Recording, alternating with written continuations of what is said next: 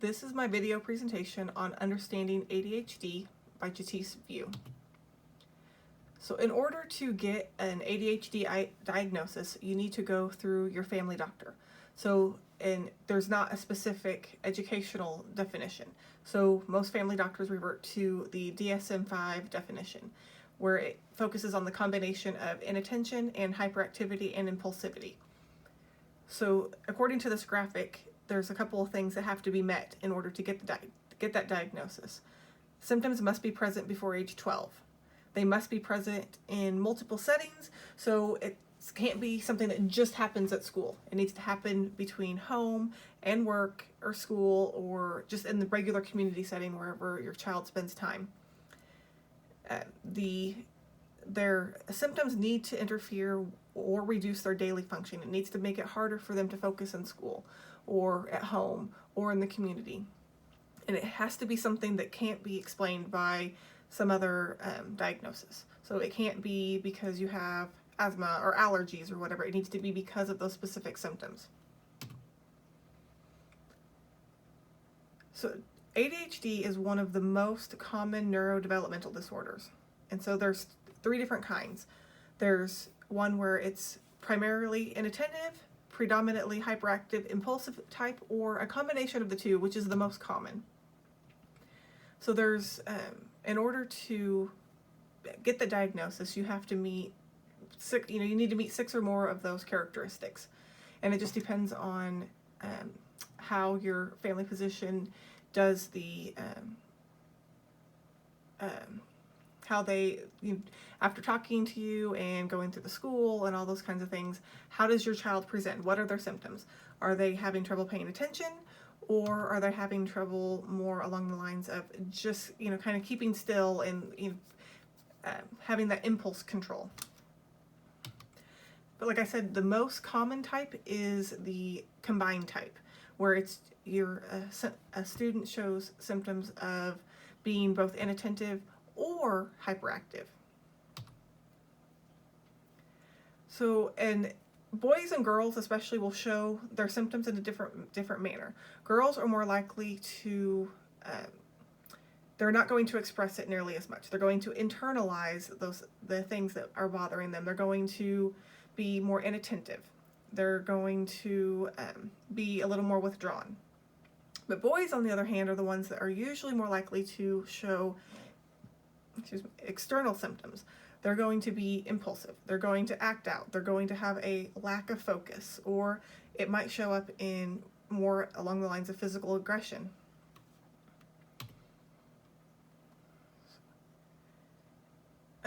Studies have shown that about 6.4 million American children between the ages of 4 and 17 have received an ADHD diagnosis.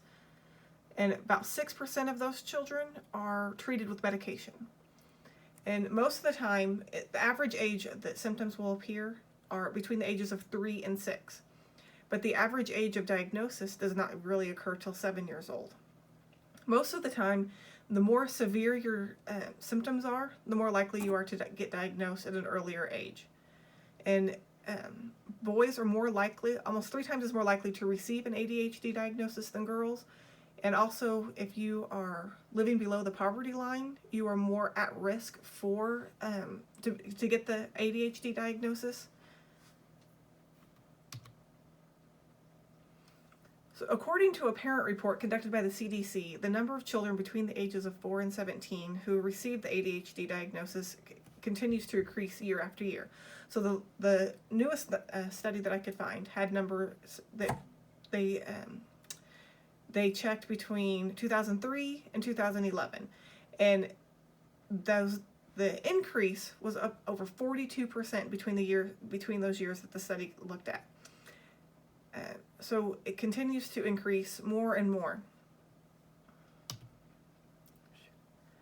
So there's a few possible reasons for the increase.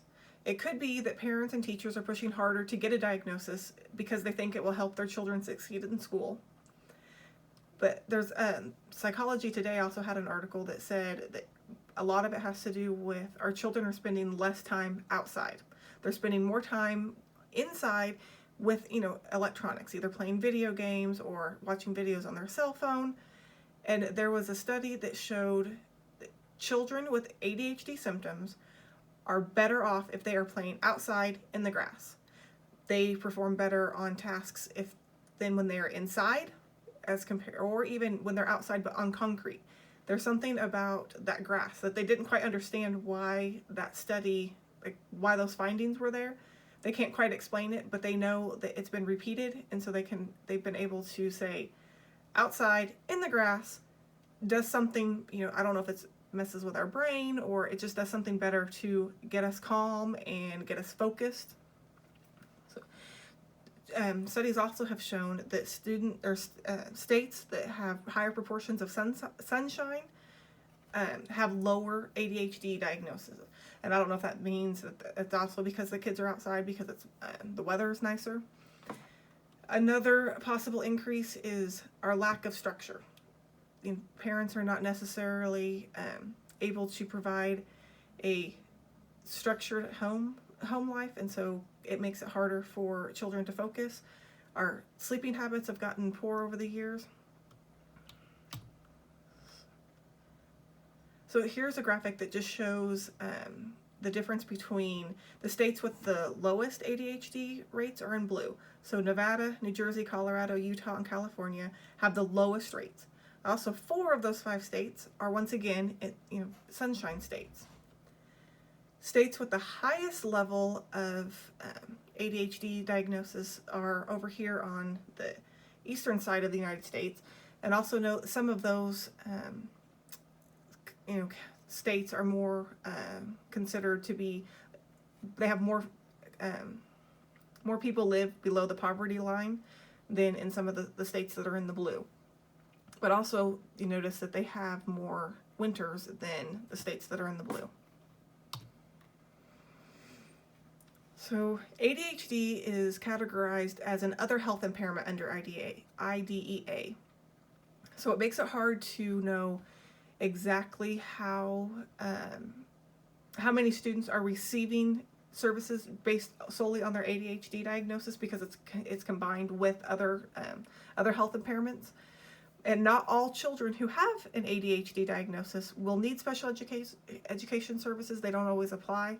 They don't always qualify, So students who don't qualify for an IEP could also receive services through a 504 plan.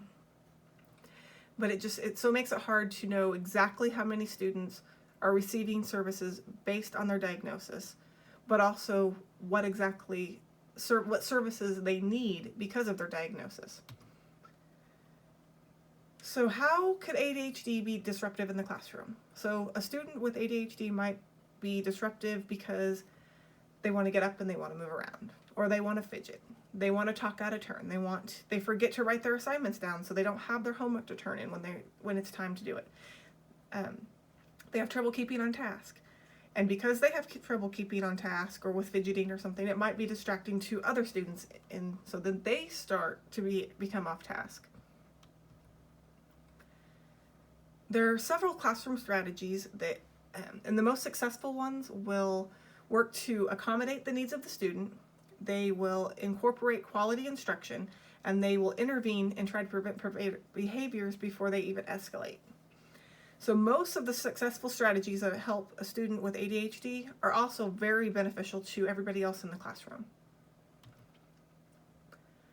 So some strategies include preferential seating. So you might put a student who needs help staying on task, put their desk by your desk. Try to put them away from the door or the pencil sharpener, or just away from the main movements of the classroom, so that to help prevent distractions. You can, as a teacher, you can provide instructions in a verbal manner. You can also write them on the board. You can pass out, you can have them written on top of the assignment. Just if you can, give the student more opportunities to know what is expected of them, the more likely one of those opportunities is going to stick. Adjust the number of test questions on a test or a quiz, so a student might have less questions to answer, or they might test them in a manner that encourages their best effort. So give them multiple choice, or let them do answer the questions orally, or maybe it's a fill in the blank. Whatever works best to pull that information back out of them so you know that it's there. You can help them create an organization system. These are the assignments that are due. This is where your homework that you've done goes. This is where you turn it in. And the more you can make eye contact with a student, the better off. So before you give them those oral instructions, say, look at me so I know that you're focused on me. You do your best to allow frequent breaks so a student so a student can get up and move around before they start to get all fidgety in the classroom. Be as specific as possible. These are the things that I need you to do right now. This is how I expect you to do them. You just work with them and try to keep them on task.